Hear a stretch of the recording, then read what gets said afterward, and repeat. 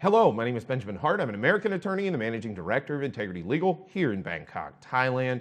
As the title of this video suggests, we're discussing tightening of visa rules here in the kingdom. I thought of making this video after reading a recent article from the Thai Examiner, that's thaiexaminer.com. Article is titled, Crackdown on Foreign Tourism Abuses with Police in Hotspots Targeting Chinese and Russian Gangs.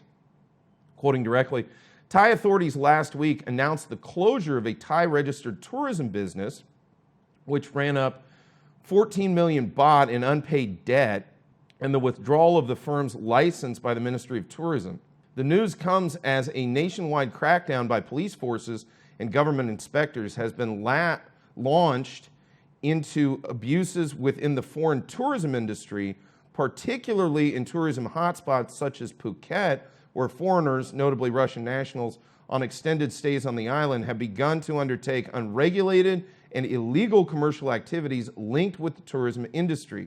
The moves are also being accompanied by a renewed crackdown and tightening of regulations in the visa regime. Now, again, as usual, Thai Examiner does a great job, a very expansive job, a lot of information in that article. Urge folks who are watching this video, go over and check out that article on thaiexaminer.com on their website. As they point out, there seems to be something of a focus based on nationality, both in the title and in the actual excerpt quoted, where it seems to be some concentration on Chinese and Russian nationals. As I have said before in many other videos, both about U.S. immigration and Thai immigration, do not be lulled into a sense of complacency when you read things that say, or even you see information that says, oh, well, they're targeting this particular group of people. That has not been my experience. It's not the reality of the way immigration apparatuses, wherever they are, apparati, whatever you want to call it, wherever they are. So United States immigration, Thai immigration, once they sort of start scrutinizing, it becomes very broad very quickly. And I remember with the so-called Muslim ban, so-called during the Trump administration, where they targeted, I think it was like a half dozen countries to ban immigration from those countries.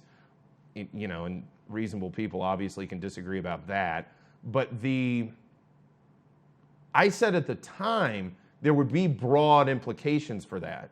And we did the videos on that. And yeah, lo and behold, there ended up being a worldwide program utilizing some of the methodologies in a broad sense that were being utilized supposedly in the limited sense of just these few countries.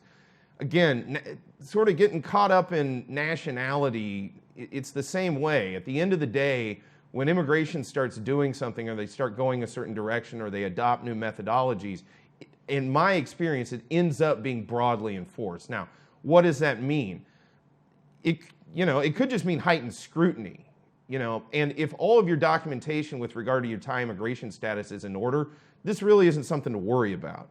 But for those folks who've, in my opinion, especially the past few months, been rather cavalier in their activities here in Thailand, if your paperwork isn't in order, if your documentation regarding your Thai lawful status isn't both up to date and correct, then that could lead to some real problems. And I think Thai immigration is dedicating more resources to that end.